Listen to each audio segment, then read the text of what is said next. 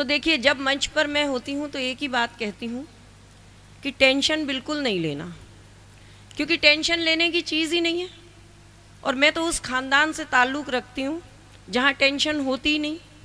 आप सब गवाह हैं, इतिहास गवाह है। मैं सरदारों के ख़ानदान से हूँ और हम तो 10 साल तक देश की गद्दी पर चुपचाप बैठे रहे, हमने टेंशन नहीं ली। सारे देश ने टेंशन ली, हम बोले, लेकिन हमने टेंशन नहीं ली। और टेंशन लेने की चीज़ है भी नहीं। अगर लेना ही चाहते हैं आप तो कार लो, बंगला लो, या फिर अच्छा खासा लोन लो और निकल लो। बिल्कुल। तो एक बार मस्ती से आप लोग जब तालियां बजाएंगे तो मुझे अच्छा लगेगा। बहुत शुक्रिया। क्योंकि बाबा रामदेव भी कहते हैं कि अगर आप दिन में कुछ समय ताली बजाते हैं तो आपको हार्ट अटैक की प्रॉब्लम नहीं होगी। तो इसलिए हमारे लिए तो तालियां बजाइए, लेकिन अपने स्वास्थ्य के लिए ज़रूर बजा लीजिएगा। अच्छा। एक ऑपरेशन थिएटर के बाहर 2 पंक्तियां लिखी हुई थी और आपको वहाँ बात समझ आ जाएगी। ऑपरेशन थिएटर के बाहर लिखा हुआ था कि खोल लेते दिल अगर मिल बैठकर यारों के साथ, खोल लेते दिल अगर मिल बैठकर यारों के साथ, तो हमें खोलना न पड़ता औजारों के साथ। बहुत अच्छे श्रोता आप लोग त्रिनगर के। और मुझे बहुत अच्छी बात ये लगी कि इस मंच पर, जैसा कि चिराग ने बहुत अच्छी बात की कि सभी पार्टी के यहाँ पर नेता थे, तो मुझे ऐसा लगा कि हम अग्रवाल लोग सबको समान रूप से आप लोग देखते हैं और पूरा हिंदुस्तान यहाँ था। तो एक बार आप अपने समाज के लिए ताली बजा दीजिए। क्या बात है। और हम कभी तो किसी भी पार्टी के होते ही नहीं, हम टेंशन हम लेते ही नहीं। अगर आप हमें किसी पार्टी का समझें तो टेंशन आपकी है। मैंने तो उस दिन भी टेंशन नहीं ली थी जिस दिन मोदी जी ने नोट बदल दिए। उस दिन टेंशन ली मेरे पति ने। 8 बजे जब 8 नवंबर 2016 में जब मोदी जी ने नोट बदल दिए, उसके अगले दिन से मेरे सरदार जी टीवी चैनल लगा के बैठ जाते थे। मैंने कहा, सरदार जी नोट बदल गए, सारे देश में टेंशन है, आप क्या टेंशन लेके बैठे हो? बोले ये 56 इंची सीना कुछ भी कर सकता है। मैंने कहा, आप क्या चाहते हो? बोले मुझे तो उस दिन का इंतज़ार है कि जब मोदी जी आए और टेलीविज़न पर बोलें, मेरे प्यारे देशवासियों, ये जो आपके पास आपकी धर्म पत्नी है ये 30 सितंबर तक ही मान्य रहेगी।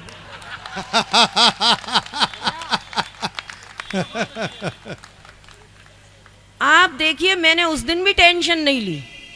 कारण जो पति 500 रुपए का नोट बदलवाने बैंक की लाइन में नहीं लगा, वो 55 किलो की पत्नी बदलवाने कहाँ जाएगा। और एक और बात कहती हूँ कि अगर हिंदुस्तान में पत्नी बदलने की नौबत आ गई तो हम सब बैंक में नहीं जाएंगे, अड़ोस पड़ोस में ही बदल ली जाएंगे। ये बिल्कुल सच्ची बात है। और देखिए, मैं तो ग्वालियर की बेटी हूँ और उस खानदान से हूँ, बता चुकी हूँ।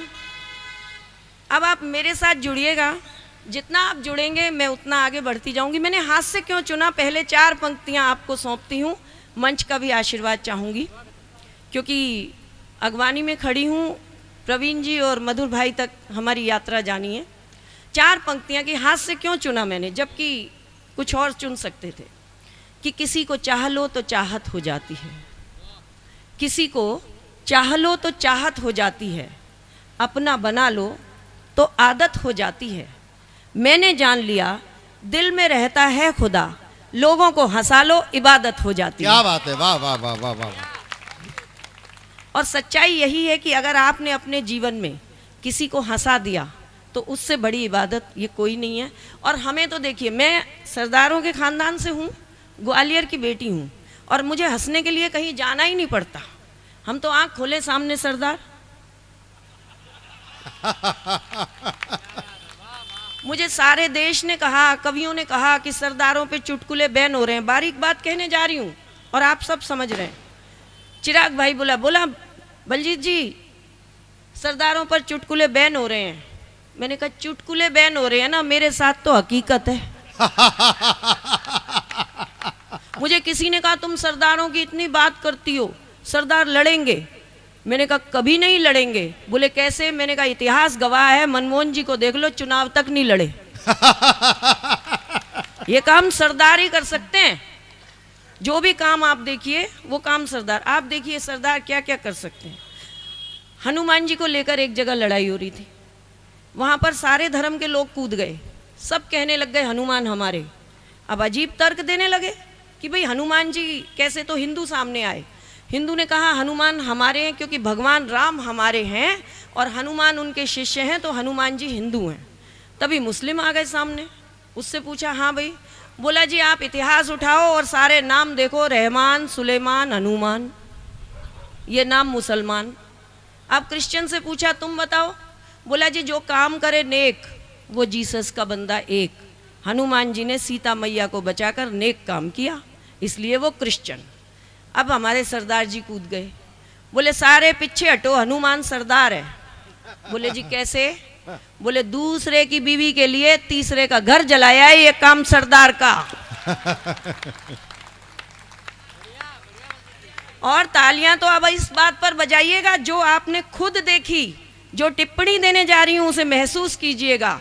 आसान नहीं है सच को बोलना, स्वीकार करना कि दूसरे की बीवी का घर जलाया है, वो काम था सरदार का। लेकिन आपका हिंदुस्तान गवाह है, मंच को भी ये चाहती हूं कि ये टिप्पणी का साथ दें कि दूसरे की बीवी का कहना मानकर 10 साल तक देश की गद्दी पर चुपचाप बैठा रह जाए, ये भी काम सरदार का। क्या बात है, वाह वाह वाह वाह वाह वाह वाह।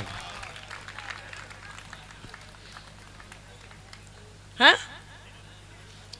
आप क्यों बल्कि जी टेंशन ले ज्यादा रहे हो? तारीफ मत करो, अगले साल सारे सरदार ही बुला लेंगे यहाँ। कमी होगी। देखो हमारे तो जब गुरु भी ऐसे दूर से देखने में लगते हैं कि वो भी सरदार हैं, तो मैं तो उनको भी प्रणाम करती हूँ और मैं तो मानती हूँ कि हम सब महाराजा अग्रसेन जी के ही वंशज हैं। तो क्या टेंशन लेना ही नहीं। ये लोग भी पता नहीं अजीब अगले साल की टेंशन ले लेते हैं। अभी जी रहे हैं वर्तमान में, आज तो जी लो, आज तो ताली बजा लो, कल की चिंता पहले लग गई। जिस दिन हम आज को जीना सीख जाएंगे हमारा जीवन सफल हो जाएगा।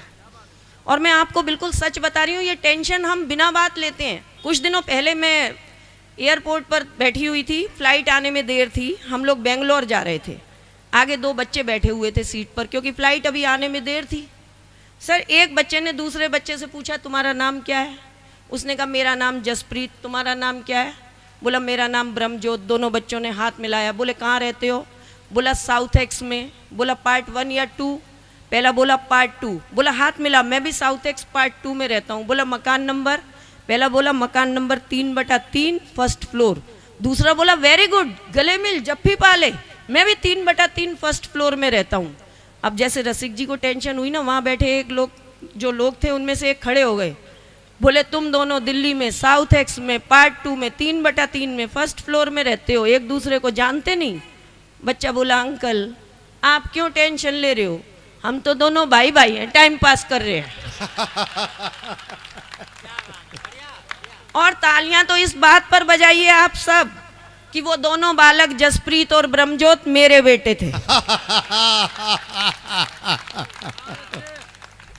पता नहीं क्यों टेंशन लेते हैं हम, टेंशन लेने की चीज़ ही नहीं है। अभी पिछले दिनों हम एक कार्यक्रम में गए, हरियाणा के आगे एक गांव था, वहाँ एक महिला वो गाय के साथ साथ मतलब वहाँ एक सांड खड़ा था, उसको खीर पूड़ी हलवा खिलाती जा रही। तो हमारे एक कवि मित्र हैं, वो बोले कि लोग गाय को रोटी खिला रहे हैं, आप सांड को खिला रही हैं। वो महिला बोली, हरियाणा की थी, बोली खिला मैं रही हूँ, टेंशन तन्ने क्यों हो रही है? वो बोले नहीं जी आप सांड को बहुत खिला रही हो, कारण? तो अब महिला का जवाब सुनिए और आनंद लीजिए। वो हरियाणा की महिला बोली पहली बात तो देख खिला मैं रही हूँ, टेंशन तू क्यों ले रहा है, पर फिर भी तू जानना चाह रहा है तो जान ये कि यह मरकड़ा सांड है और मेरे पति हड्डियों के डॉक्टर हैं, ये रोज 2-4 की तोड़ देता है, दुकान इसी के कारण चल रही है।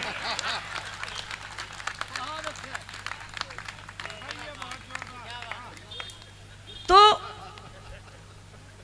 मस्ती में रहना चाहिए बिल्कुल।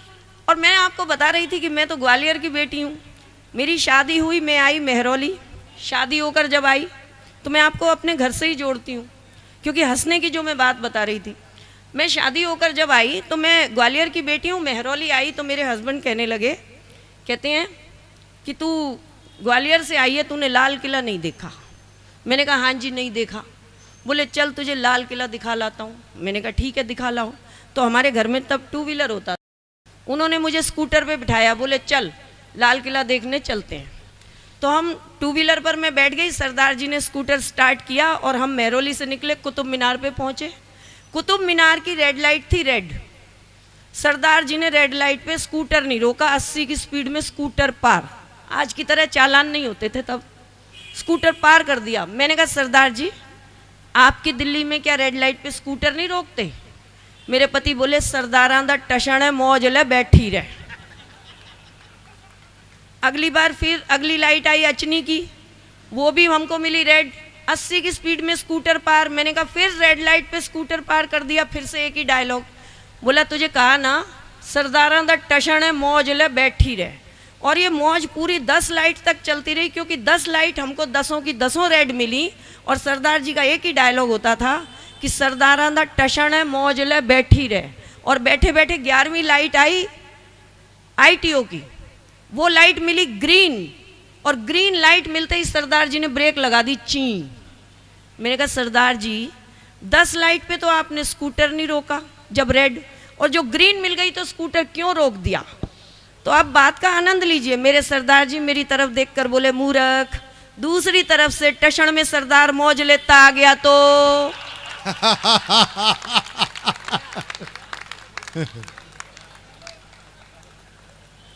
तो हम तो ऐसे ही लोग हैं। अच्छा हम गए शिमला घूमने।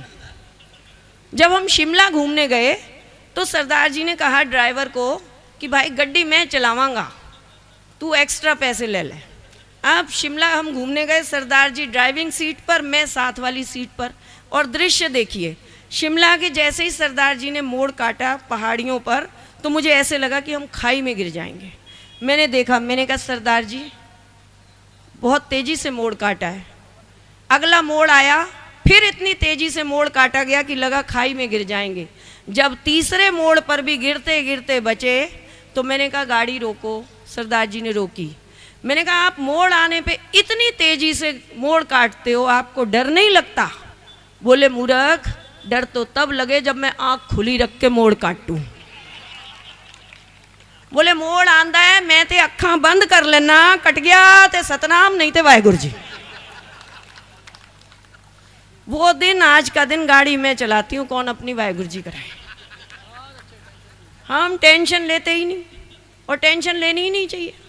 मैं आपको बता ही चुकी हूँ।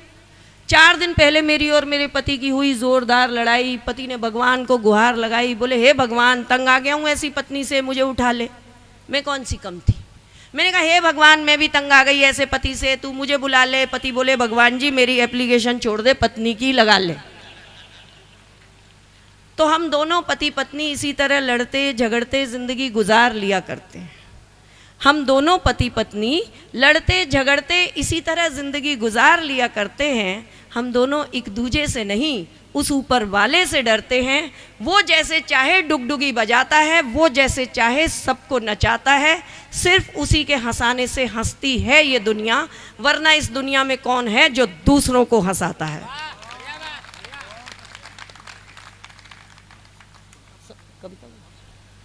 चलिए कभी लंबा समय होगा तो हम लंबी पारी खेलेंगे। अभी आपके सामने थोड़ा थोड़ा हम लोग जैसे सभी को समय मिला तो मैं आपको बता रही थी कि हास्य के लिए कहीं जाना तो पड़ता ही नहीं। अब ये रामलीला के मंच आ रहे हैं। पिछले साल जब रामलीला का समय था मेरे पति घर आए और आकर कहने लगे सीता मैया को देख, बहुत अच्छी पत्नी थी। अब एक पत्नी दूसरी पत्नी की तारीफ कहाँ सुन सकती है।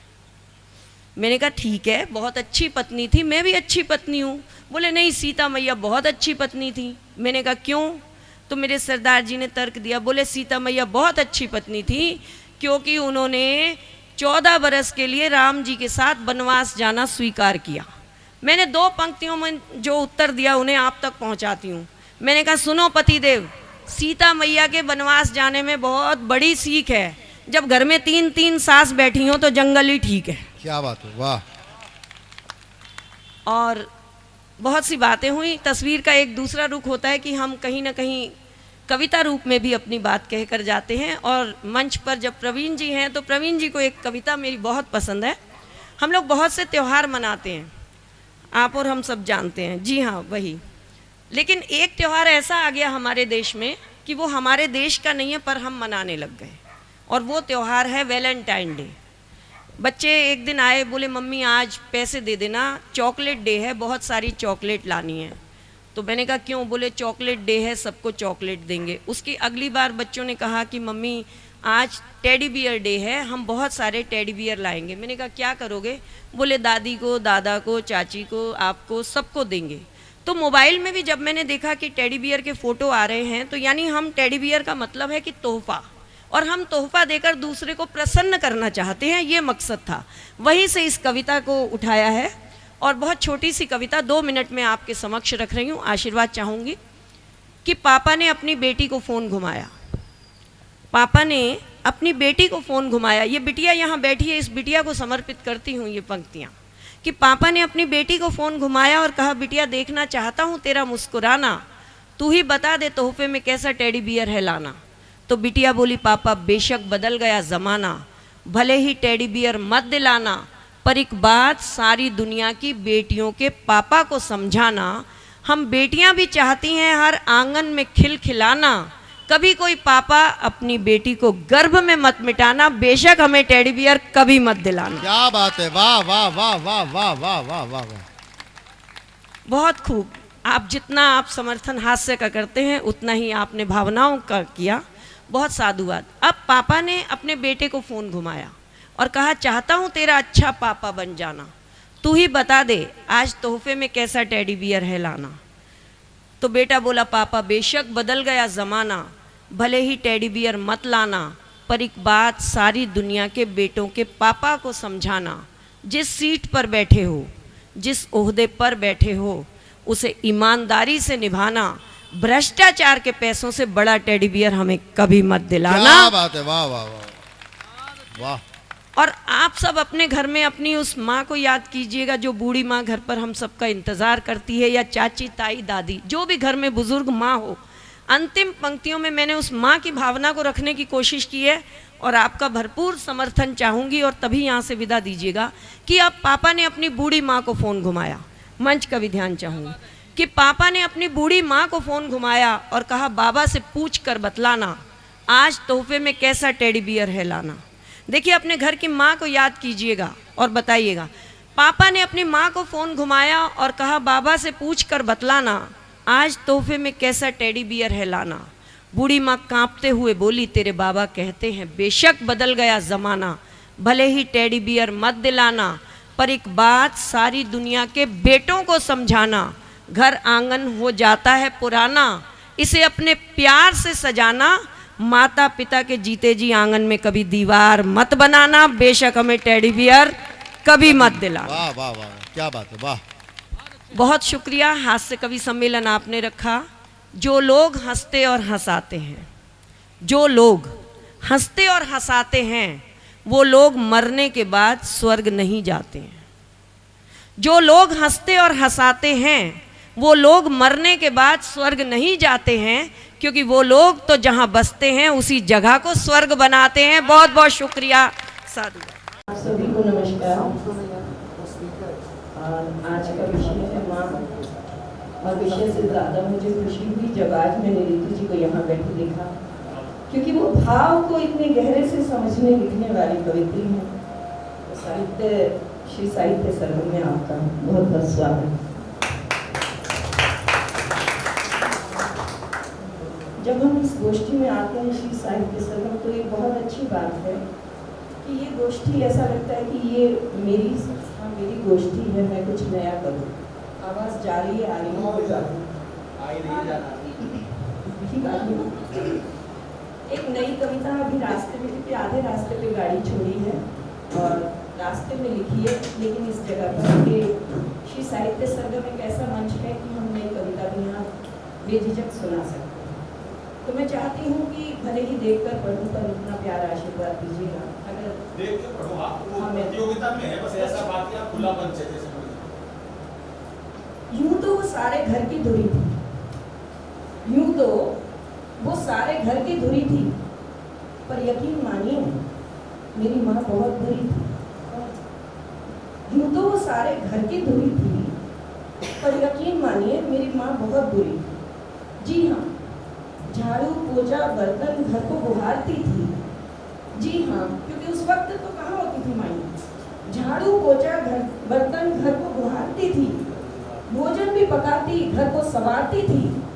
इन सब कामों के अलावा बस एक ही काम था मेरी बुरी माँ का बाकी। इन सब कामों के अलावा बस एक ही काम था मेरी बुरी माँ का बाकी। मेरे हर काम में वो करती थी टोका। मेरे हर काम में वो करती थी टोका टाकी। हम कवि हैं, कहाँ से भावनाएं ला रहे हैं आप देखिएगा। कहती थी लड़कियां लड़कों की तरह दांत नहीं फाड़ा करती। कहती थी लड़कियां लड़कों की तरह दांत नहीं फाड़ा करती। जब सबके बीच से उठती हैं तो अपनी फ्रॉक को उठाकर नहीं झाड़ा करती। कहती थी लड़कियां लड़कों की तरह दांत नहीं फाड़ा करती। जब सबके बीच से बैठकर उठती हैं तो फ्रॉक उठाकर नहीं झाड़ा करती। लड़कों की तरह चिल्लाओ मत, धीमी आवाज में अपनी बात करो। कहती थी लड़कों की तरह चिल्लाओ मत, धीमी आवाज में अपनी बात कहो। बेटी को समय से घर वापस आओ, सिमट कर रहो। बेटी हो समय से घर वापस आओ, सिमट कर रहो।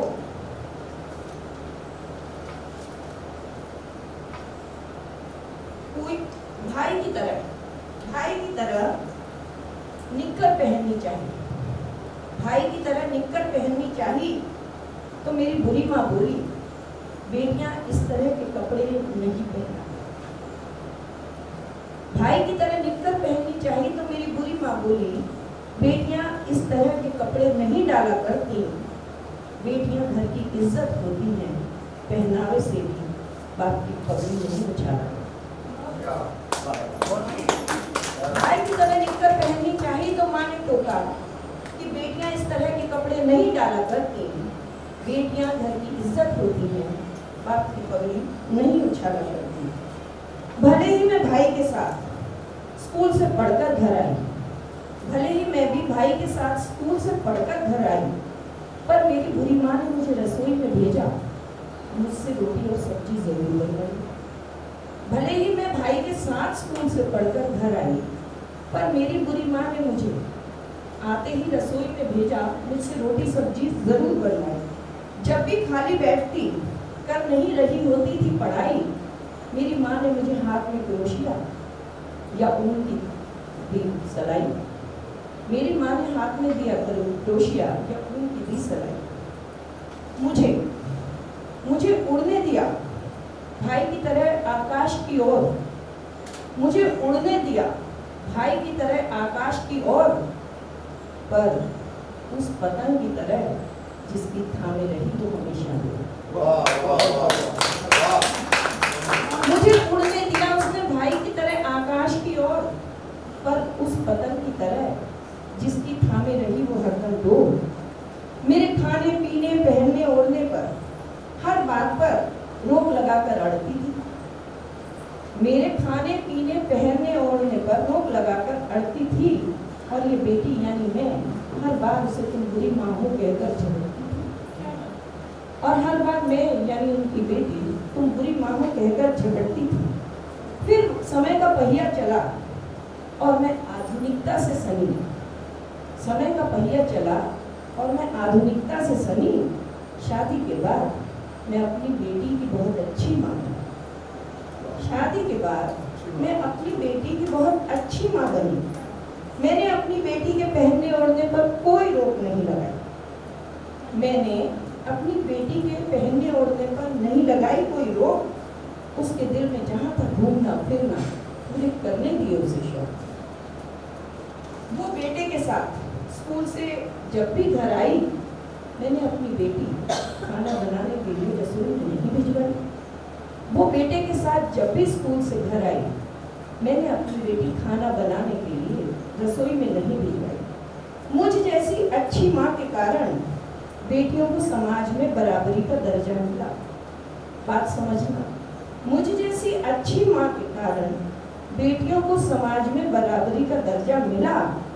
पर जब आँख उठाकर मैंने समाज को देखा तो ये क्या जब पड़ा था कुछ अनोखा सिलसिला, पर आंख उठाकर जब समाज को देखा तो चल पड़ा था कुछ अनोखा सिलसिला। अब ये बेटियां हंसती खिलखिलाती नाइट पार्टियां भी करती थी। अब ये बेटियां हंसती खिलखिलाती नाइट पार्टियां भी करती थी, और माँ अच्छी थी ना, तो कुछ बेटियां तो माँ बाप के सामने सिगरेट पीने से भी नहीं डरती। और माँ अच्छी थी ना, तो कुछ बेटियां माँ बाप के सामने सिगरेट पीने से भी नहीं डरती थी। पहले डर हुआ करता था बेटी को अच्छा घर बार मिले, पहले डर हुआ करता था बेटियों को अच्छा घर बार मिले। अब समाज डरने लगा, काश एक संस्कारी बेटी मेरे बेटे को मिले। हम जैसी